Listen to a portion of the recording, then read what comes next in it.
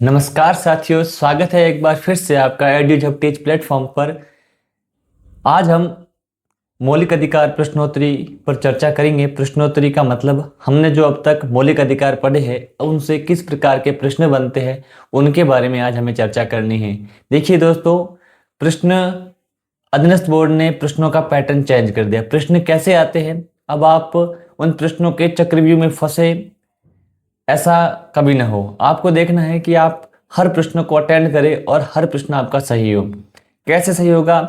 प्रश्न सही होने का मेन कारण होता है कि आपने प्रश्न को किस प्रकार से पढ़ा है। अगर आपने सही तरीके से प्रश्न को समझा नहीं है, सही तरीके से पढ़ा नहीं है, तो आपको प्रश्न गलत होने की संभावना रहती है। तो दोस्तों, मैं अपने इस प्रश्नोत्तरी वीडियो में आपको प्रश्नों के पैटर्न बताऊंगा, किस प्रकार के प्रश्न बनते हैं और किस प्रकार से अधीनस्थ बोर्ड प्रश्न पूछते हैं। देखो दोस्तों, इस बार 1/3 नेगेटिव मार्किंग है, तो उससे बचने का कारगर तरीका है प्रश्नों के पैटर्न को समझना और प्रश्नों को समझना।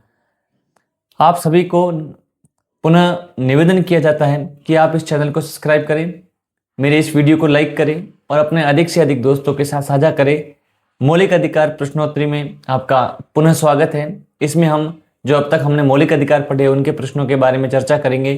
तो चलो दोस्तों, हम पहले प्रश्न के साथ मौलिक अधिकार प्रश्नोत्तरी को शुरू करते हैं। तो हमारा पहला सवाल है आपके सामने, सवाल नंबर 1। भारत के संविधान में 44वें संविधान संशोधन के पश्चात मूल अधिकारों की संख्या कितनी रही है? अब देखिए, 44वां संविधान संशोधन, आपके सामने प्रश्न क्या है? 44वां संविधान संशोधन ये कब होता है? ये होता है आपके 1978 में। 1978 में होता है। कौन करता है? तो उस समय जनता पार्टी की सरकार होती है। भारत में सरकार किसकी होती है? जनता पार्टी की सरकार, जनता पार्टी की सरकार होती है। प्रधानमंत्री कौन होते हैं उस समय? तो 44वें संविधान के समय, जब 44वां संविधान संशोधन हुआ था, उस समय अपने भारत के प्रधानमंत्री मोरारजी देसाई प्रधानमंत्री होते हैं और ये पहले गैर कांग्रेसी भारत के प्रधानमंत्री थे। तो 44वां संविधान संशोधन 1978 में जनता पार्टी के द्वारा मोरारजी देसाई सरकार के द्वारा किया गया। अब इसमें सवाल है कि 44वें संविधान संशोधन के पश्चात मूल अधिकारों की संख्या कितनी थी? तो हमने देखा था कि 44वें संविधान संशोधन 1978 के द्वारा अनुच्छेद 31 में अतः स्थापित संपत्ति के मूल अधिकार को संविधान के मौलिक अधिकारों से हटा दिया गया था, जिसे अनुच्छेद 300 क के तहत कानूनी अधिकार में शामिल किया गया। तो मूल संविधान में, तो आप देखोगे मूल संविधान में मौलिक अधिकारों की संख्या थी आपके 7। और हमने देखा कि 44वें संविधान संशोधन के द्वारा संपत्ति का मौलिक अधिकार हटा दिया गया है। तो वर्तमान में अधिकारों की संख्या कितनी रहेगी? तो आप देखोगे अधिकारों की संख्या रहेगी आपके 6। तो वर्तमान में हमारे संविधान में 44वें संविधान संशोधन के बाद मूल अधिकारों की संख्या 6 है, ना कि 7। कौन सा अधिकार हटाया गया? तो आप देखोगे संपत्ति का मूल अधिकार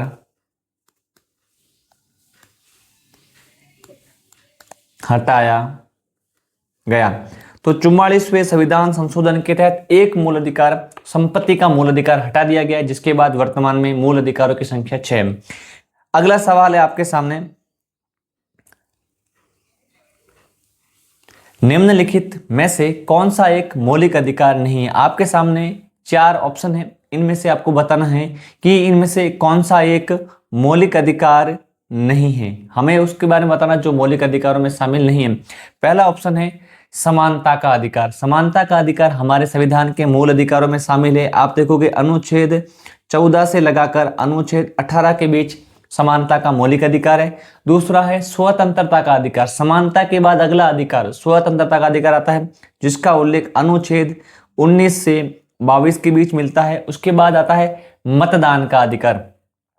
मतदान का अधिकार तो हमें हमारे संविधान के तहत अनुच्छेद 326 के तहत दिया गया है, लेकिन वह मौलिक अधिकार में शामिल नहीं है। मौलिक अधिकार अनुच्छेद 12 से अनुच्छेद 35 के मध्य मौलिक अधिकारों का उल्लेख है, और मतदान का अधिकार तो हमें दिया गया है अनुच्छेद 326 के तहत, तो यह आपके मूल अधिकारों में शामिल नहीं रहेगा। और अंतिम है आपके संवैधानिक उपचारों का अधिकार, तो हमने देखा था अनुच्छेद 32 में संवैधानिक उपचारों के अधिकार के तहत आपके उच्चतम न्यायालय, कौन आपके उच्चतम न्यायालय, उच्चतम न्यायालय 5 प्रकार की, कितने प्रकार की, 5 प्रकार की रिटें जारी करता है, 5 प्रकार की रिटें जारी करता है। और वे रिटें कौन सी है, बंदी प्रत्यक्षीकरण, परमादेश, उत्प्रेषण, प्रतिषेध और अधिकार परीक्षा। आपको इन रिटों के बारे में भी जानना है। तो अपने इस सवाल का जवाब है कौन सा मौलिक अधिकार नहीं है, तो मतदान का अधिकार हमारे मौलिक अधिकारों में शामिल न होकर ये हमारे अनुच्छेद 326 के तहत एक अलग से अधिकार दिया गया है। उसके बाद अगला सवाल आता है आपके, तीसरा सवाल है, भारत के संविधान का 44वां संविधान संशोधन निम्नलिखित में से किस प्रधानमंत्री के समय में किया गया था। मैंने अभी पहले प्रश्न में बताया कि 44वां संविधान संशोधन 1978 मोरारजी देसाई। अभी आपके सामने ये मैंने पूरा बताया। और आपको ध्यान रखना है कि जो संपत्ति का मूल अधिकार, सवाल आता है कि संपत्ति का मूल अधिकार किस प्रधानमंत्री के काल में हटाया गया, तो मोरारजी देसाई सरकार के द्वारा संपत्ति का मूल अधिकार मौलिक अधिकारों से हटाकर कानूनी अधिकारों में अंतः स्थापित किया गया है। सवाल नंबर 4 देखिए दोस्तों, सवाल नंबर 4 में क्या है, भारत के संविधान के किस अनुच्छेद के अंतर्गत अस्पृश्यता, अस्पृश्यता का मतलब होता है आपके छुआछूत, छुआछूत, अस्पृश्यता का मतलब क्या होता है, छुआछूत को किस अनुच्छेद के तहत समाप्त किया गया है। मैंने आपको समानता के अधिकार में एक अनुच्छेद बताया था कि जिसके तहत भारत में छुआछूत निवारण अधिनियम 1955 बनाया गया है। वह अनुच्छेद कौन सा है, तो हमने देखा था कि अनुच्छेद 17, कौन सा अनुच्छेद, अनुच्छेद 17 में आपको देखने को मिलेगा छुआछूत या अस्पृश्यता का अंत। अब बाकी वाले अनुच्छेदों में क्या है, तो आप अनुच्छेद 16 को देखें, तो इसमें आता है लोक नियोजन। किसकी बात आती है, लोक नियोजन में अवसर की समानता। अनुच्छेद 16 कहता है लोक नियोजन में अवसर की समानता। तो आपको ध्यान रखना है अनुच्छेद 16 में लोक नियोजन के क्षेत्र में अवसर की समानता देखने को मिलता है, यानी सरकारी नौकरियों में सभी को समान अवसर प्रदान किए जाएंगे। उसके बाद आता है अनुच्छेद 18, तो यह भी समानता के अधिकार के तहत हमने देखा था। अनुच्छेद 18 के अंदर क्या आता है, अनुच्छेद 18 में हमने देखा था उपाधियों का अंत। किसका अंत होगा, उपाधियों का, राजाधिराज, महाराज, परमेश्वर पधार रहे हैं, ऐसी उपाधियां वर्तमान में हमारे संविधान के तहत मान्य नहीं है। कोई भी व्यक्ति अपने नाम के आगे राय बहादुर, राजा, महाराजा, राजाधिराज उपाधि नहीं लगा सकता। केवल 2 प्रकार की उपाधियां, एक सेना जनरल हो गया, कैप्टन हो गया, ऐसी उपाधियां, और एक हो गया शिक्षा से संबंधित यानी डॉक्टर की उपाधि, आप ये उपाधियां लगा सकते हो। उसके अलावा कोई भी उपाधि व्यक्ति भारत में धारण नहीं कर सकता। तो अनुच्छेद 18 में उपाधियों का अंत किया गया है। अनुच्छेद 19, अनुच्छेद 19 जहां से स्वतंत्रता का अधिकार शुरू होता है, यहां पर हमने देखा था 6 प्रकार की स्वतंत्रता। कितने प्रकार की, 6 प्रकार की स्वतंत्रता, स्वतंत्रता। तो इसमें कौन कौन सी थी, पहली विचार एवं अभिव्यक्ति की स्वतंत्रता। उसके बाद हमने देखा आप विचारों को अभिव्यक्त करें। उसके बाद है शांतिपूर्ण और निरायुध सम्मेलन करने की स्वतंत्रता, संघ या संगम बनाने की स्वतंत्रता, भारत के किसी भी भाग में घूमने की फ्रीडम, उसके साथ कहीं पर भी निवास करने की फ्रीडम, और उसके साथ साथ हमने देखा था व्यापार, वृत्ति और कारोबार करने की स्वतंत्रता। तो ये 6 प्रकार की स्वतंत्रता अनुच्छेद 19 में देखने को मिलती है। और अगर आ जाए कि विचार एवं अभिव्यक्ति का अधिकार कौन से अनुच्छेद में, तो अनुच्छेद 19 को सामान्यतः विचार एवं अभिव्यक्ति का अधिकार कहा जाता है। तो अपने अनुच्छेद 17 में अस्पृश्यता का अंत उन्मूलन किया गया है। 5वां सवाल रहेगा आपके सामने, भारतीय संविधान में कौन से संशोधन द्वारा शिक्षा के अधिकार को शामिल किया गया है। हमने एक अनुच्छेद देखा था, अनुच्छेद कौन सा है, तो पहली बात तो हमें देखना है शिक्षा का अधिकार, इसके लिए कौन सा अनुच्छेद अंतः स्थापित किया गया है। तो हम यहां पर देखते हैं अनुच्छेद, भारतीय संविधान का अनुच्छेद 21A, या इसको हम कहते हैं क।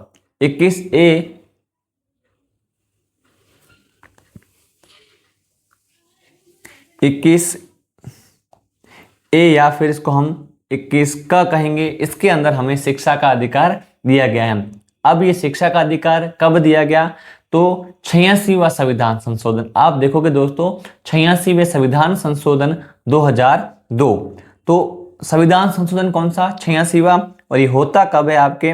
2002। इसके तहत क्या प्रावधान किया गया?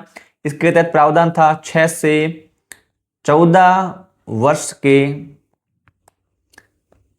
बच्चों को निःशुल्क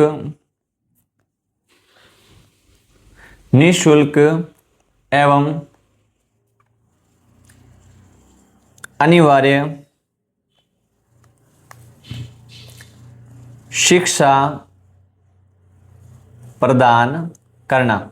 तो आपने देखा होगा कि 86वें संविधान संशोधन 2002 के तहत भारत के संविधान के मौलिक अधिकारों में शिक्षा का अधिकार शामिल किया गया है। अनुच्छेद पूछे तो अनुच्छेद 21 क में शिक्षा का अधिकार प्रदान किया गया है। अनुच्छेद 21 क में क्या है? तो भारत के अंदर प्रत्येक 6 से 14 वर्ष के बच्चों को निःशुल्क एवं अनिवार्य शिक्षा प्रदान करने का अधिकार प्रदान किया गया है। सवाल नंबर आता है आपके 6। छठा सवाल क्या पूछता है आपसे कि निम्नलिखित में से किसको संविधान द्वारा मौलिक अधिकारों को लागू करने की शक्ति है? संविधान द्वारा मौलिक अधिकारों को लागू करने की शक्ति किसके पास होती है? अब देखिए हमने अनुच्छेद 33, 34 और 35 पढ़े थे, तो वहां पर आपको पता पड़ेगा। देखिए 2 चीजें हैं जो मौलिक अधिकारों के लिए कारगर होती है। एक तो होता है मौलिक अधिकारों को लागू करना और एक होता है मौलिक अधिकारों की रक्षा करना। 2 अलग अलग संस्थाएं काम करती हैं। तो पहला ऑप्शन है इसमें कि मौलिक अधिकारों को लागू करने की शक्ति किसके पास है? संसद। तो हमने देखा था कि विभिन्न प्रकार के मौलिक अधिकारों को लागू करवाना, प्रभावित करवाने का कार्य संसद के पास होता है। तो हमारे इस सवाल का जवाब तो रहेगा संसद। राष्ट्रपति मौलिक अधिकारों के संबंध में उसको लागू नहीं करवा सकता, लेकिन आपातकाल की स्थिति में उसको निलंबित कर सकता है। तो ये राष्ट्रपति हो गया। उसके बाद है भारत के सभी न्यायालय। भारत के सभी न्यायालय मौलिक अधिकारों को ना तो प्रभावी बना सकते हैं, ना ही, क्योंकि अधीनस्थ न्यायालयों के पास मौलिक अधिकारों को निलंबित करने का या लागू करने का अधिकार नहीं होता। लेकिन भारत के सर्वोच्च न्यायालय और उच्च न्यायालय, अब ये दोनों क्यों इंपॉर्टेंट है? सर्वोच्च न्यायालय में आता है आपके अनुच्छेद 32 और उच्चतम न्यायालय में आता है आपके अनुच्छेद 226। तो सर्वोच्च न्यायालय और उच्च न्यायालय अनुच्छेद 32 और अनुच्छेद 226 के तहत मौलिक अधिकारों की रक्षक के रूप में कार्य करते हैं। तो हमारे मौलिक अधिकारों को लागू करने की शक्ति संसद के पास है और उसकी रक्षा करने का ये होता है, इनका दायित्व क्या है? मौलिक अधिकारों की रक्षा करना। अगर किसी भी व्यक्ति के मौलिक अधिकारों का उल्लंघन होता है, किसी व्यक्ति के अधिकारों को छीना जाता है, किसी के अधिकारों के साथ किसी प्रकार का कोई प्रतिकार किया जाता है, तो उनसे रक्षा कौन करेगा? भारत का सर्वोच्च न्यायालय और उच्च न्यायालय। सर्वोच्च न्यायालय के लिए अनुच्छेद 32 5 प्रकार की रिटें और उच्च न्यायालय के अनुच्छेद 226 5 रिटें और एक अतिरिक्त रिट भी जारी करता है। 7वां सवाल रहेगा आपके लिए दोस्तों, भारतीय संविधान का कौन सा अनुच्छेद अल्पसंख्यकों को अपनी पसंद की शिक्षण संस्थान स्थापित करने एवं स्वचालित करने का अधिकार को संरक्षण प्रदान करता है? अब देखिए दोस्तों, मैंने एक पूरा का पूरा मौलिक अधिकार आपको अल्पसंख्यक वर्गों से संबंधित करके पढ़ाया था। एक आपके मौलिक अधिकार जो पूरा का पूरा आपके किससे संबंधित था? अल्पसंख्यक वर्गों से। वो कौन सा है? तो आपने देखा था संस्कृति और शिक्षा का अधिकार। तो पहली बात तो आपको ध्यान रखना है कौन सा अधिकार है जो आपको अल्पसंख्यक वर्गों को प्रदान किया गया है। तो हम उस अधिकार की बात करते हैं, संस्कृति एवं शिक्षा का अधिकार। ठीक है, तो पहली बात तो आ गई कि कौन सा अधिकार है जो अल्पसंख्यक वर्गों को विशेष केंद्रित करके रखा गया। इसके लिए 2 अनुच्छेद है। एक तो आता है आपके अनुच्छेद 29 और एक आता है आपके 30। अब यहां पर क्या पूछा गया है कि अल्पसंख्यक वर्गों को अपनी पसंद की शिक्षण संस्थाओं को स्थापित करने और संचालित करने का अधिकार और संरक्षण प्रदान है। अनुच्छेद 19 और 26 ये दोनों तो है नहीं, ठीक है, क्योंकि अनुच्छेद 19 6 प्रकार की स्वतंत्रता देता है और अनुच्छेद 26 धार्मिक कार्यों के प्रबंधन के बारे में बात करता है। अब बात आती है अनुच्छेद 29 और 30। अब देखो, आपको अगर सीक्वेंस में याद है तो दो ऑप्शन आपके सीधे गलत हो गए। अब अनुच्छेद 29 और 2, अब दोनों में से कोई एक सही होगा। अब वो सही कौन सा होगा, देखिए कि अनुच्छेद 29 में क्या कहा गया है और अनुच्छेद 30 में क्या गया। हमारे यहाँ पर बात आ रही है शिक्षण संस्थाओं को स्थापित करना। तो अनुच्छेद 29 में अल्पसंख्यक वर्गों को अपनी संस्कृति की रक्षा करने की बात करी गई है और अनुच्छेद 30 में आपके क्या कहा गया है कि अल्पसंख्यक वर्ग अपनी पसंद की शिक्षण संस्था स्थापित कर सकता है और उसका संचालन कर सकता है, उसका परिवर्धन कर सकता है। अनुच्छेद 30 सही होगा, क्योंकि 29 में तो आपके अल्पसंख्यक वर्गों के अधिकारों की रक्षा की बात की गई है और 30 में कहा गया है कि अल्पसंख्यक वर्ग अपने पसंद के शिक्षण संस्थान स्थापित कर सकता है। इस प्रकार से आपके अल्पसंख्यकों को अपनी पसंद की शिक्षण संस्थान स्थापित करने का अधिकार अनुच्छेद 30 के दौरान दिया गया है। अगला सवाल आता है, सवाल नंबर 8। डॉक्टर भीमराव अंबेडकर ने निम्नलिखित मौलिक अधिकारों में से किसे संविधान का हृदय और आत्मा कहा है। इसके बारे में हम मौलिक अधिकारों के अध्याय में चर्चा कर चुके हैं कि भीमराव अंबेडकर द्वारा किस मौलिक अधिकार को संविधान की आत्मा और हृदय कहा गया है। तो वह अधिकार आता है संवैधानिक उपचारों का अधिकार। कौन सा अधिकार दोस्तों? संवैधानिक उपचारों का अधिकार। क्यों कहा जाता है? अगर हम पूरे के पूरे मौलिक अधिकारों के भाग से इस एक मौलिक अधिकार संवैधानिक उपचारों के मौलिक अधिकार को हटा दे तो दोस्तों किसी भी मौलिक अधिकार की सुरक्षा की कोई गारंटी हमें नहीं मिलेगी। आपने अधिकार तो दे दिए लेकिन उसकी रक्षा नहीं हो रही है। आप किसी को वचन देते हैं कि मैं तुम्हारी रक्षा करूंगा, लेकिन रक्षा करने के लिए किसी भी प्रकार की व्यवस्था नहीं करते तो आपका वो वचन धरा का धरा रह जाता। आपने संविधान में मौलिक अधिकार तो दे दिए, लेकिन अगर उनका उल्लंघन होता है तो उनकी रक्षा कैसे होगी? अगर ये व्यवस्था नहीं है तो वे मौलिक अधिकार प्राय मृत के समान है। इसलिए संवैधानिक उपचारों का अधिकार, जो आगे हमने 5 मौलिक अधिकार पढ़े थे, उनकी रक्षा की बात करता है, उनका संरक्षण करता है। तो इस आधार पर भीमराव अंबेडकर ने संवैधानिक उपचारों के मौलिक अधिकार को संविधान का हृदय, संविधान की आत्मा कहा था। अगला सवाल आता है, सवाल नंबर 9 है आपके सामने। संविधान के अनुच्छेद 25 के अनुसार धर्म स्वातंत्र्य का अधिकार किसके अधीन नहीं है? अधीन नहीं है मतलब अनुच्छेद 25 पर कुछ प्रतिबंध लगाए गए हैं कि आप इन चीजों को ध्यान में रखकर अपनी स्वतंत्रता को इसका उल्लंघन आप नहीं कर सकते। 3 बातें हैं अनुच्छेद 25 के अंदर, 3 प्रकार के जो वाद है उनके आधार पर आपके धर्म की स्वतंत्रता पर प्रतिबंध लगाए गए हैं। लेकिन एक चीज है जो इसमें नहीं है। 4 ऑप्शन में से वो कौन सा ऑप्शन आता है? अब ये भी आ सकता है, एक तो ऑप्शन ये आ गया, उसके बाद आता है कि कूट का ऑप्शन आ गया। अब इसमें आपके सामने ए, बी, सी और डी आ गया। ऐसे भी सवाल आ सकता है जैसे 1 2 3 4, 1 3 4, 1 2 4 और उसके बाद 2 3 4। अब देखिए ये भी सवाल बन सकता है क्योंकि ज्यादातर अब अधीनस्थ बोर्ड ने अपना पैटर्न चेंज किया, सीधे सवाल नहीं पूछता। अब आपको इसमें से एक हटाना नहीं है, आपको 3 सही भी बताने हैं, ठीक है। तो सदाचार इसमें शामिल है, तो पहला ऑप्शन इसमें सही है। फिर उसके बाद स्वास्थ्य, सदाचार के बाद स्वास्थ्य सही है, ये भी ऑप्शन है क्योंकि इसके आधार पर भी प्रतिबंध है। कोई भी व्यक्ति अपने धर्म का प्रचार इस आधार पर नहीं कर सकता कि आप किसी के सदाचार, अपने व्यवहार को बदल दो, क्रूर हो जाओ। दूसरा है स्वास्थ्य, अपने स्वास्थ्य को खराब नहीं कर सकते। और उसके बाद आता है लोक व्यवस्था, आपको किसी भी मौलिक अधिकार को लोक व्यवस्था को ध्यान में रखकर मेंटेन करना है। आप लोक व्यवस्था का उल्लंघन नहीं कर सकते। लेकिन मानववाद, इसका उल्लेख अनुच्छेद 25 में कहीं भी देखने को नहीं मिलता। तो अंतःकरण, अपने धर्म को मानने, आचरण करने और प्रचार करने, अनुच्छेद 25 के इस भाग में किन 3 बातों के आधार पर प्रतिबंध लगाया गया है? सदाचार, स्वास्थ्य और लोक व्यवस्था। ए बी सी यानी 1 2 और 4, तो ये आपके ऑप्शन सी सही हो जाएगा। ऑप्शन सी में है 1 2 4, इस प्रकार के आपको सवाल देखने को मिलते हैं। ठीक, सवाल नंबर 10 आएगा आपके, भारत का संविधान निम्नलिखित में से कौन सा मौलिक अधिकार प्रदान नहीं करता? अब आपके सामने और एक बार आ गया कि हमारे संविधान के अंदर कौन सा मौलिक अधिकार नहीं है। ये भी आपके कूट की तरह आ सकता है, कितने सही है 1 2 3 4, वो भी ऑप्शन आ सकता है। तो हमें इसमें सीधा सवाल देखना है कि कौन सा मौलिक अधिकार नहीं है। समानता का अधिकार हमें मौलिक अधिकार प्रदान किया गया है। स्वतंत्रता का अधिकार हमारे मौलिक अधिकारों में शामिल है।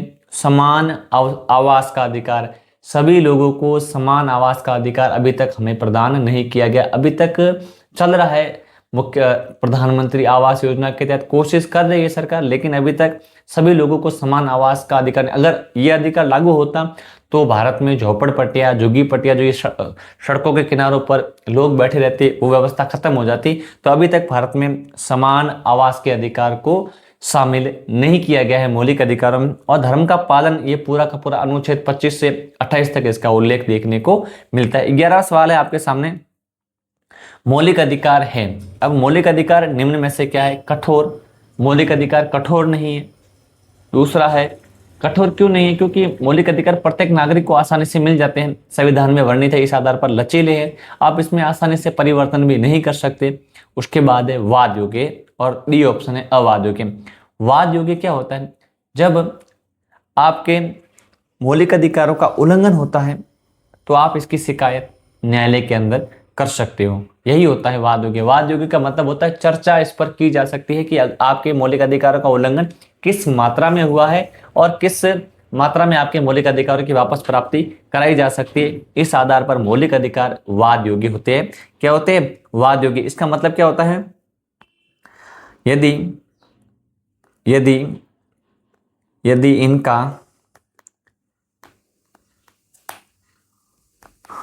इनका उल्लंघन होता है तो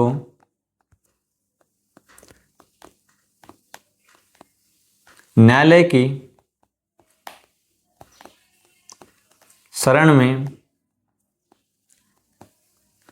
जाया जा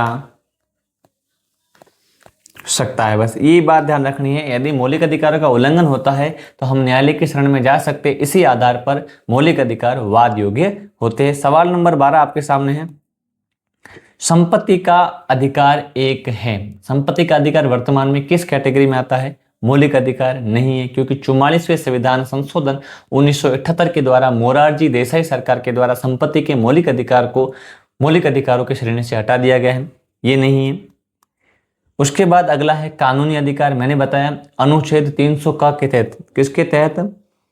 अनुच्छेद 300 क या 1 के तहत इसको कानूनी अधिकार में तब्दील कर दिया गया है। तो वर्तमान में आपके कानूनी अधिकार है संपत्ति का अधिकार, मौलिक अधिकार नहीं है, नैसर्गिक अधिकार भी नहीं है आपका। ठीक। सवाल नंबर 13, समानता का अधिकार संविधान के निम्नलिखित अनुच्छेदों में से किनके अंतर्गत दिया हुआ है? अब आपको यह ऑप्शन बताना है कि निम्न में से वे कौन कौन से अनुच्छेद हैं जो समानता के अधिकार का वर्णन करते हैं। तो हमने देखा था समानता का अधिकार, मैंने आपको एक पूरा डायलॉग बताया था जिसमें आपने देखा समानता का अधिकार अनुच्छेद 14 से 18 के मध्य, स्वतंत्रता का अधिकार अनुच्छेद 19 से 22 के मध्य। उसके बाद मैंने बताया आपको शोषण के विरुद्ध अधिकार अनुच्छेद 23-24 के मध्य।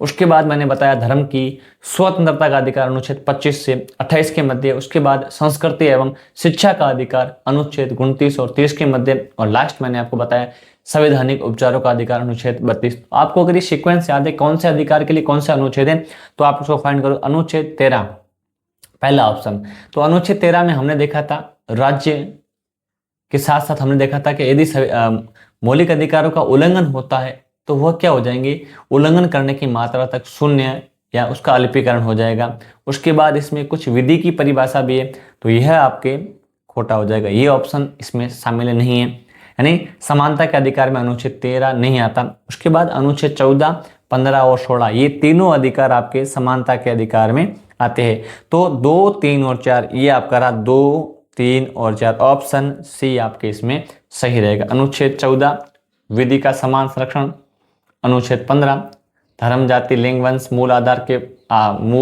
वंश के आधार पर विभेद का निषेध, और अनुच्छेद 16 है लोक नियोजन के क्षेत्र में अवसर की समानता। ये आपके समानता के अधिकार देखने को मिले थे।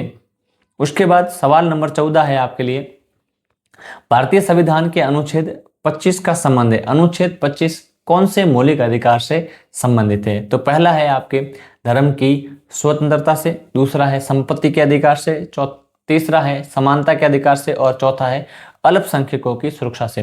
तो अनुच्छेद 25 से 28 तक हमने देखा था कि अनुच्छेद 25 से 28 तक धर्म की स्वतंत्रता के अधिकार का वर्णन किया गया है। तो अनुच्छेद 25 का संबंध होगा आपके धर्म की स्वतंत्रता से, इसका संबंध होता है। सवाल नंबर 15 है आपके सामने, निम्नलिखित किस वाद में विदेश यात्रा के अधिकार को भारतीय संविधान के अनुच्छेद 21 के अंतर्गत मूल अधिकार घोषित किया गया? यानी मैंने आपको अनुच्छेद 21 में बताया था कि विदेश यात्रा का अधिकार आपके किस में आता है? प्राण, आपके जीवन के लिए भ्रमण भी जरूरी है और भ्रमण विदेश का भी आप कर सकते हो। तो इसमें से कौन सा वाद है जिसने विदेश की यात्रा को आपके अनुच्छेद 21 के तहत मूल अधिकार घोषित किया है? तो दोस्तों, एक बार घटना हुई थी जब भारत के अंदर आपातकाल लागू हो गया था। श्रीमती इंदिरा गांधी भारत की एकमात्र एवं प्रथम महिला प्रधानमंत्री जिनके द्वारा भारत में राष्ट्रीय आपातकाल लागू कर दिया गया था। तो उस आपातकाल के बाद क्या होता है कि मेनका गांधी, जो इंदिरा गांधी की पुत्री थी, वे भारत से विदेश जा रही थी। तब क्या हो गया कि इनके पासपोर्ट को जब्त कर दिया। तब इन्होंने क्या कर दिया, भारत सर्वोच्च न्यायालय में एक परिवाद कर दिया, शिकायत कर दी कि मेरा अधिकार है कि मैं विदेश भी जा सकती हूँ, मुझे विदेश जाने से रोका नहीं जा सकता।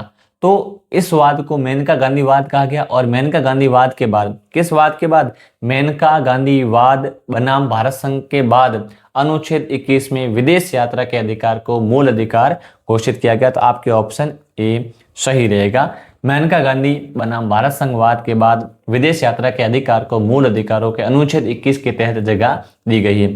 उसके बाद आता है अनुच्छेद 16, प्रश्न संख्या 16। अब इसमें क्या है, कुछ वाद है जो जिसमें मौलिक अधिकारों का थोड़ा बहुत उल्लेख मिलता है।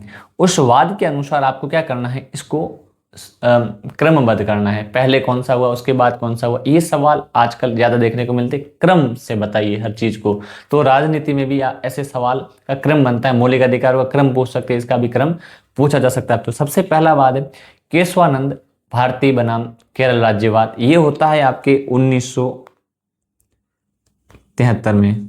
देखो दोस्तों, सारे ऑप्शन कुछ आपको हो जाते तो आप आइडिया से कर सकते हो। उसके बाद आता है गोलकनाथ वाद। अब गोलकनाथ वाद कब होता है? तो ये होता है आपके 1967 में। ठीक, उसके बाद है सज्जन सिंह वाद। ये होता है आपके 1950 में। ठीक, उसके बाद होता है मिनर्वा मिल्स वाद। अब मिनर्वा मिल्स वाद ये कब होता है? तो आप देखिए, मिनर्वा मिल्स वाद होता है 1980 में। अब इसको क्रम कैसे करना है? तो सबसे पहले, यहाँ 3 आ जाएगा और ये 4। तो इसका ऑप्शन देख सकते हैं आप, 3 पहले आएगा, उसके बाद 2, उसके बाद 1 और उसके बाद 4। तो 3 2 1 4, 3 2 1 4 कहीं दिख रहा है? तो इसमें शायद ऑप्शन में थोड़ी सी मिसप्रिंट हो गई है, तो इसके लिए क्षमा चाहूंगा, क्योंकि 4 नीचे आएगा, सज्जन सिंह वाद नीचे था तो थोड़ा ऊपर नीचे हो गया सवाल। तो आपके ये ऑप्शन सही रहेगा, 3 2 1 4। तो आप किसी भी 3 2 यहाँ पर 1 कर दो आप, और ये हो गया आपके 4। इस प्रकार से ऑप्शन ए इसमें आपके सही रहेगा। ठीक है, तो आपको सीक्वेंस याद रखना, कौन सा वाद कब होता है, उस हिसाब से आपको ध्यान रखना है। सवाल नंबर 17 आता है आपके लिए, भारत में राज्य विधि की संवैधानिक वैधता को चुनौती दी जा सकती है। भाई, विधि की संवैधानिक वैधता को चुनौती आप कहाँ दे सकते हो? ठीक है, चुनौती हम कहाँ दे सकते हैं विधि के संबंध में? तो केवल सर्वोच्च न्यायालय में दे सकते हैं, केवल उच्च न्यायालय एवं सर्वोच्च न्यायालय दोनों में दे सकते हैं, प्रशासनिक न्यायालय में दे सकते हैं, या फिर राज्य के उच्च न्यायालय में। तो देखिए, जो विधि शब्द है, इस विधि को चुनौती, विधि क्या होती है? तो संसद द्वारा बने गए कानून, राज्य विधानमंडल के कानून, और उसके बाद जो अध्यादेश होते हैं, अधिसूचनाएं होती है, जो विभिन्न प्रकार के पारित होते हैं विधेयक, वो सारे क्या होते हैं? आपकी विधि होती है। अब इनको चुनौती आप कहाँ दे सकते हो? अनुच्छेद 13 में इस शब्द का उल्लेख है। तो अनुच्छेद 13 को अगर आप ध्यान से पढ़ोगे तो विधि के आधार पर आप इसको चुनौती दे सकते हो। चुनौती कहाँ दोगे आप? भारत में यहाँ पर बात आ रही है कि ऐसी कोई विधि जो मौलिक अधिकारों का उल्लंघन कर रही है, तो वह विधि मौलिक अधिकारों की उल्लंघन करने की मात्रा तक शून्य घोषित हो जाएगी या फिर वह निलंबित हो जाएगी। और अगर ऐसा कोई कानून या ऐसी कोई विधि बनाई जाती है तो सर्वोच्च न्यायालय कौन करेगा, तो सर्वोच्च न्यायालय में संवैधानिक चुनौती दी जा सकती है ऐसी विधि को। उच्च न्यायालय को इसमें अधिकार नहीं होता। विधि राज्य की विधि की संवैधानिकता वैधता की चुनौती केवल और केवल कहाँ दे सकते हो आप, सर्वोच्च न्यायालय, क्योंकि सर्वोच्च न्यायालय को मौलिक अधिकारों का व्याख्याकार और मौलिक अधिकारों का रक्षक कहा जाता है। उच्च न्यायालय रिट जारी कर सकता है अनुच्छेद 226 के तहत, लेकिन अनुच्छेद 13 में स्पष्ट कहा गया है यदि राज्य की ऐसी कोई विधि बनती है जो मौलिक अधिकार का उल्लंघन करती है तो ऐसी विधि की संवैधानिक वैधता को सर्वोच्च न्यायालय में चुनौती दी जा सकती है। और ऐसे आपने बहुत सारे वाद देखे हैं जहां पर आपको मौलिक अधिकारों के संबंध, जैसे अभी हमने मेनका गांधी वाद देखा, वो सर्वोच्च न्यायालय का ही एक वाद है। इसके बाद अगला सवाल आता है, सवाल नंबर 18। निम्न भारतीय संविधान के अनुच्छेद 12 में उल्लेखित राज्य की परिभाषा निम्नलिखित में से कौन राज्य में शामिल नहीं होता है? राज्य में कौन शामिल नहीं है? तो राज्य विधि से पोषित संस्थान, राज्य विधि से पोषित संस्थान, संघ की विधायिका और कार्यपालिका, राज्यों की विधायिका व कार्यपालिका, निजी क्षेत्र के सभी उपक्रम। तो हमने देखा था कि राज्य विधि से जो पोषित संस्थान होती है वह राज्य की परिभाषा में आती है। दूसरा, संघ की कार्यपालिका और विधायिका ये भी आती है, राज्यों की विधायिका और कार्यपालिका भी आती है। और उसके साथ हमने देखा था स्थानीय निकाय, नगर पालिका, पंचायतें, नगर सुधार न्यास और कुछ अधिकरण जैसे LIC हो गया, सेल हो गया, ONGC हो गया, वो होते हैं। लेकिन निजी क्षेत्र के सभी उपक्रम राज्य की परिभाषा में शामिल नहीं होते। निजी क्षेत्र को राज्य की परिभाषा में शामिल नहीं किया जाएगा। तो आपको ध्यान रखना है कि राज्य की परिभाषा में कौन कौन से तत्व शामिल हैं। अगला सवाल है सवाल नंबर 19।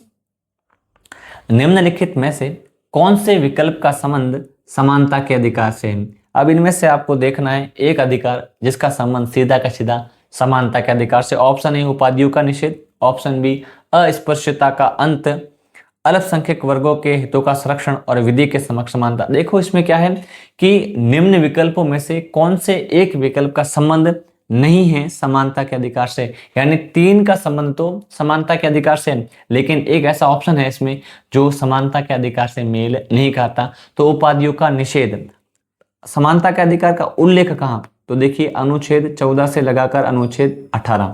पहला ऑप्शन उपाधियों का निषेध, अनुच्छेद 14 में इसका वर्णन ये हो गया, इसका उल्लेख देखने को मिलता है। अस्पृश्यता का अंत, अनुच्छेद 17, हमने देखा था अनुच्छेद 17 में। फिर आता है अल्पसंख्यक वर्गों के हितों का संरक्षण, अल्पसंख्यक वर्गों के हितों का संरक्षण, अनुच्छेद 29।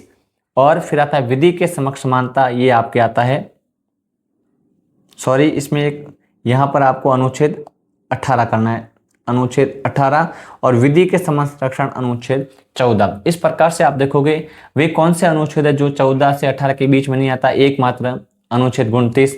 तो ऑप्शन सी इसका आपके एकदम राइट आंसर होगा, जो कि समानता के अधिकार में शामिल नहीं आता, बल्कि ये किसमें आता है, संस्कृति एवं शिक्षा के अधिकार में शामिल होता है। सवाल नंबर 20 है आपके सामने।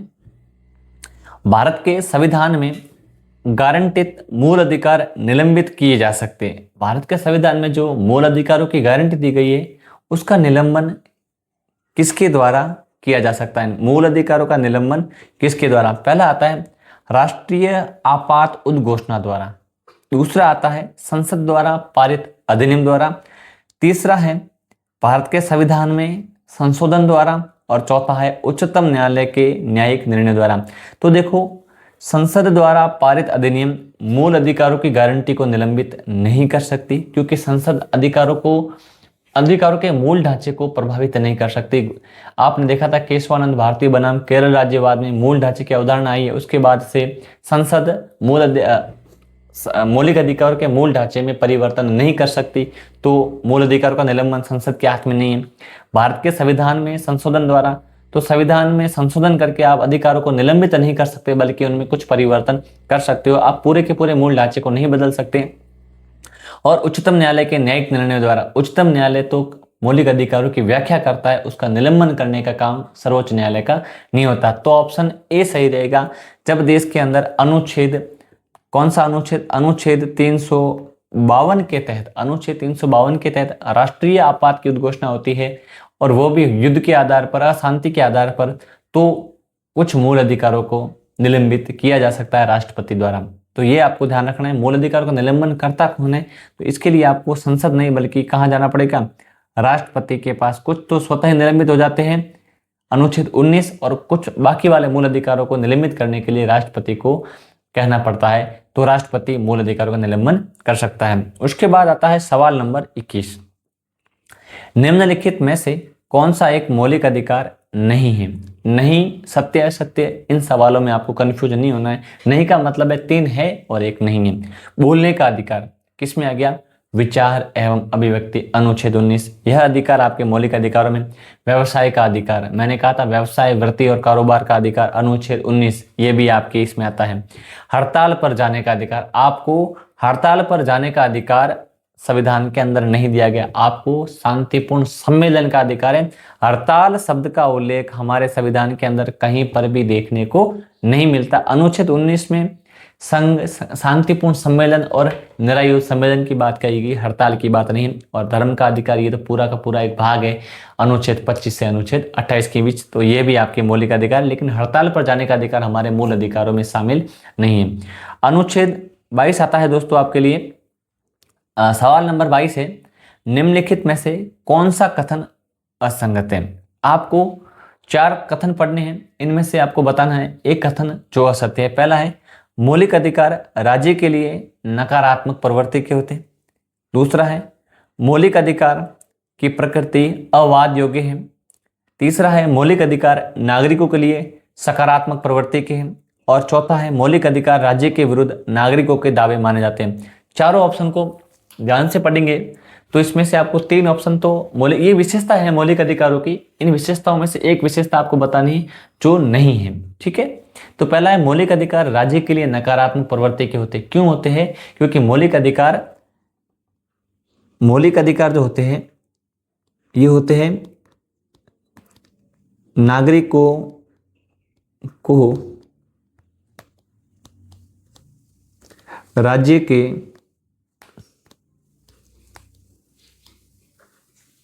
विरुद्ध प्राप्त। ठीक है, अब नागरिकों को मौलिक अधिकार होते हैं और राज्यों पर इस पर प्रतिबंध होता है, तो राज्यों के लिए क्या होते हैं? नकारात्मक। तो ये ऑप्शन सही है कि मौलिक अधिकार राज्य के लिए नकारात्मक प्रवृत्ति के होते हैं। दूसरा ऑप्शन है, मौलिक अधिकार की प्रकृति अवाद योग्य। देखो दोस्तों, केवल एक इस शब्द ने आपके इस ऑप्शन में उत्तर गलत कर दिया। मौलिक अधिकार अवाद योग्य नहीं होते बल्कि वाद योग्य होते हैं। ऑप्शन बी सही है। क्यों? जब आपके मौलिक अधिकारों का उल्लंघन होता है तो आप इसकी शिकायत न्यायालय के अंदर कर सकते हैं, और जिसकी शिकायत हम न्यायालय में करते हैं ऐसे वाद को वाद योग्य कहा जाता है। जिसकी चर्चा न्यायालय में हो सकती है वो वाद योग्य होता है। तो मौलिक अधिकार वाद योग्य होते हैं, अवाद योग्य नहीं होते। अगला है, मौलिक अधिकार नागरिकों के लिए सकारात्मक प्रवृत्ति के, नागरिकों को विकास करने के लिए सहायता प्रदान करते हैं, तो सकारात्मक प्रवृत्ति सही है, ये ऑप्शन सही होगा।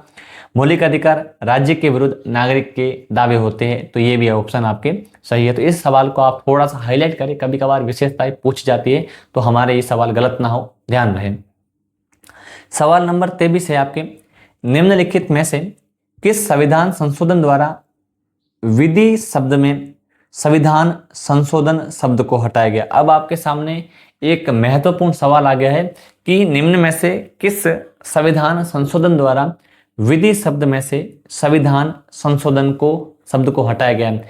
तो ऑप्शन ए है 24वां संविधान संशोधन, ऑप्शन बी है 26वां संविधान संशोधन, ऑप्शन सी है 42वां संविधान संशोधन, और ऑप्शन डी है 44वां संविधान संशोधन। अब इनमें से वह कौन सा संविधान संशोधन है जिसके तहत विधि शब्द, हमने अनुच्छेद 13 के अंदर देखा था कि संविधान संशोधन, नोट करके मैंने लिखा था कि संविधान संशोधन विधि शब्द की परिभाषा में नहीं आता, और यह कब होता है? तो ये होता है आपके 24वें संविधान संशोधन के द्वारा। कौन सा संविधान संशोधन? 24वें संविधान संशोधन के द्वारा विधि शब्द में संविधान संशोधन को हटा दिया गया था। उसके बाद अगला आता है अनुच्छेद 24। कौन सा अनुच्छेद? अनुच्छेद, सॉरी, प्रश्न संख्या 24। तो राजनीति चल रही है तो राजनीति में अनुच्छेद ही घूम रहे हैं, तो अनुच्छेद ही निकल रहा है दोस्तों। तो अनुच्छेद नहीं बल्कि प्रश्न संख्या 24। निम्नलिखित में से भारतीय संविधान के किस भाग को संविधान का मैग्ना कार्टा कहा जाता है? तो हमारे जो मौलिक अधिकारों का वाला पार्ट है उससे संविधान का मैग्ना कार्टा कहा जाता है। और मौलिक अधिकारों का उल्लेख कौन से भाग में? भाग संख्या 3 में। तो भाग संख्या 3 को संविधान का मैग्ना कार्टा कहा जाता है। सवाल नंबर 25। निजता का अधिकार एक मूल अधिकार है। निजता का अधिकार एक मूल अधिकार है जिसे किस अनुच्छेद के अंतर्गत संरक्षण प्रदान किया गया? निजता, प्राइवेसी। मैंने आपको बताया था कि प्राण एवं दैहिक के अधिकार के अंदर निजता के अधिकार को मूल अधिकार घोषित किया गया था और इसको संरक्षण। निजता का मतलब होता है कोई भी बाहरी व्यक्ति हमारे निजी जीवन पर हस्तक्षेप नहीं कर सकता, हमारे निजी जीवन पर निगरानी नहीं रख सकता। अगर कोई व्यक्ति ऐसा करता है, हमारी प्राइवेसी पर हैक करता है, हमारी प्राइवेसी पर निगरानी रखता है, हम कहाँ जाते हैं, कहाँ आते हैं, क्या खाते हैं, क्या पीते हैं, हम किन से बात करते हैं, अगर इस बात पर कोई दूसरा व्यक्ति निगरानी रख रहा है तो यह गैर कानूनी संविधान के अधिकार का उल्लंघन है। तो आप इसकी शिकायत पुलिस में या न्यायालय में कर सकते हो। तो निजता के अधिकार को कौन से मूल अधिकार में संरक्षण प्राप्त है? तो अनुच्छेद 21 प्राण एवं दैहिक अधिकार में हमारे निजता के अधिकार को संरक्षण प्रदान किया गया। निजता का अधिकार प्राण एवं दैहिक जीवन के लिए प्राइवेसी होनी बहुत जरूरी है। तो आपको ध्यान रखना है निजता का अधिकार। आपको इसको कैसे याद करना है कि निजता का अधिकार, तो निजता का अधिकार कहां शामिल होता है? तो आपको ध्यान रखना है कौन से अधिकार में? जीवन के लिए जरूरी। निजता क्या होती है? हमारे जीवन के लिए जरूरी होती है। तो अधिकार भी कौन सा है आपके? जीवन का अधिकार, प्राण एवं दैहिक अधिकार, अनुच्छेद 21। सवाल नंबर 26 आएगा दोस्तों आपके लिए। भारत में अस्पृश्यता का निवारण निम्नलिखित में से किन उपायों के द्वारा किया जा सकता है? हम भारत में अस्पृश्यता का निवारण कैसे कैसे कर सकते हैं? पहला तो आता है हम कानून बनाकर कर सकते हैं, ऑप्शन सही है। 1955 में अस्पृश्यता निवारण अधिनियम बना। उसके बाद हम अस्पृश्यता का निवारण शिक्षा की उन्नति द्वारा कर सकते हैं। आप देखोगे जो निम्न तबके के लोग होते हैं वे शिक्षा प्राप्त करके उच्च पदों पर पहुंचकर अपनी अस्पृश्यता को समाप्त कर सकते हैं। जन जागरण के द्वारा लोगों को इस कुप्रथा के बारे में जागरूक करके, लोगों को अवेयर करके इस व्यवस्था को समाप्त किया जा सकता है। और उसके बाद है नौकरियों में प्रवेश दिलाकर। तो नौकरियों में प्रवेश दिलाकर आप अस्पृश्यता को समाप्त नहीं कर सकते। अस्पृश्यता को समाप्त करने के लिए देश में कानून होने चाहिए, शिक्षा की उन्नति हो सकती है और उसके बाद हम जन जागरण के द्वारा इसको हटा सकते। नौकरियों में प्रवेश दिलाकर आप आर्थिक स्थिति को सुधार सकते हो, अस्पृश्यता, लोगों की मानसिकता को नहीं सुधार सकते। तो ऑप्शन 1, 2, 3 इसमें सही रहेगा। ऑप्शन संख्या सी आपके इसके राइट आंसर रहेगा, क्योंकि नौकरी में प्रवेश दिलाओगे तो लोगों की जो आर्थिक स्थिति ऊपर नीचे आप उसको इक्वल कर सकते हो, लेकिन लोगों की सूक्ष्म सोच को बदलने के लिए कठोर कानून बनाने पड़ेंगे, शिक्षा की उन्नति करनी पड़ेगी, शिक्षा के अंदर ऐसे ऐसे टॉपिक जोड़ने पड़ेंगे जहां पर अस्पृश्यता, छुआछूत को समाप्त करने के उदाहरण प्रस्तुत हो। उसके बाद लोगों में गांव-गांव, ढांढाने जाकर इसको प्रचारित कर सकते हैं। विभिन्न नाटकों के माध्यम से, प्रोग्राम्स के माध्यम से लोगों को अवेयर किया जा सकता है। इस प्रकार से ऑप्शन सी 1, 2, 3 आपके आंसर सही रहेगा। सवाल नंबर 27 रहेगा आपके लिए दोस्तों। भारतीय नागरिकों के मौलिक अधिकारों का वर्णन है। अब आता है आपके कि हमारे संविधान में जो मौलिक अधिकार दिए गए उसका उल्लेख हमें कहां पर मिलता है, कौन से अनुच्छेदों में। तो मैंने आपको संविधान के भाग 3 में बताया था, अनुच्छेद 12 से लगाकर अनुच्छेद 35। तो आप देख सकते हो अनुच्छेद 12 से अनुच्छेद 35, अनुच्छेद 14 से अनुच्छेद 32 में केवल मौलिक अधिकार नहीं बल्कि मौलिक अधिकारों के पार्ट का शुरुआत अनुच्छेद 12 से लेकर अनुच्छेद 35 तक हमारे मौलिक अधिकारों का वर्णन। और ये कहां पर देखने को मिलता है? इसका है आपके संविधान का भाग संख्या 3। आपको भाग 3 ध्यान रखना है। और इसे और कुछ क्या कहा जाता है? मैग्ना कार्टा भी कहा जाता है। तो आपको ये भी ध्यान रखना है किस भाग को मैग्ना कार्टा कहा जाता है। संविधान के भाग संख्या 3 को संविधान का मैग्ना कार्टा कहा जाता है। सवाल नंबर 28 है आपके सामने। भारतीय संविधान के अनुच्छेद 13, कौन सा अनुच्छेद 13 में विधि शब्द के अंतर्गत कौन सा शब्द शामिल नहीं है? अब आपको 4 ऑप्शन है, इसमें बताना है कि कौन सा ऑप्शन विधि शब्द की परिभाषा में शामिल नहीं है। पहला है अध्यादेश। मैंने बताया था राष्ट्रपति या राज्यपाल जो अध्यादेश जारी करते हैं वह अध्यादेश विधि शब्द की परिभाषा में आते हैं। ठीक। दूसरा है संविधान संशोधन। मैंने आपको NOTE नोट लिखकर बताया था कि इसको वर्तमान में विधि की परिभाषा में शामिल नहीं किया गया, तो हमारे संविधान संशोधन विधि की परिभाषा में नहीं आता, ये आपको विशेष ध्यान रखना। बाकी उपविधि, अधिसूचना, अध्यादेश, अधिनियम ये सारे तो आते हैं, लेकिन संविधान संशोधन करना विधि की परिभाषा में शामिल नहीं है, आपको ये ध्यान रखें। 30 निम्नलिखित में से भारतीय संविधान के किस अनुच्छेद में आच्छादन का सिद्धांत निहित है। आच्छादन का मतलब होता है कि मौलिक अधिकारों का उल्लंघन करने वाली विधियां शून्य हो जाएगी, और यह बात हमें अनुच्छेद 13 में देखने को मिली थी। इस प्रकार से हमने एक सवाल देखा, आच्छादन का सिद्धांत ये क्या होता है। आच्छादन का मतलब होता है वे विधियां, वे कानून, वे अधिनियम जो मौलिक अधिकारों का उल्लंघन करती है, मौलिक अधिकार को ढक देती है। आच्छादन का मतलब ढक देना। विद्या बनने के बाद मौलिक अधिकार प्रभाव में नहीं रहते, यानी वो ढक जाते हैं, तो ऐसे सिद्धांत को आच्छादन का सिद्धांत कहा जाता है। इसका उल्लेख अनुच्छेद 13 में मिलता है। दोस्तों, मैंने आपको मौलिक अधिकारों के संबंध में 30 सवाल बताए। ये वेरी मोस्ट इंपॉर्टेंट सवाल है, आप इसको केयरफुली तरीके से देखें। आपका अगर आपने इन 30 सवालों को और पढ़ाया गया मैटर पढ़ लिया ध्यान से, तो संभव है कि आपके मौलिक अधिकारों के टॉपिक से एक भी सवाल गलत होने की संभावना नहीं है। धन्यवाद दोस्तों। आप मेरे चैनल को लाइक करें, सब्सक्राइब करें और अपने दोस्तों के साथ अधिक से अधिक साझा करें। मिलते हैं अगली क्लास में। राज्य के नीति निर्देशक तत्व DPSP directive principle of state में मिलते हैं। धन्यवाद दोस्तों। जय हिंद, जय भारत।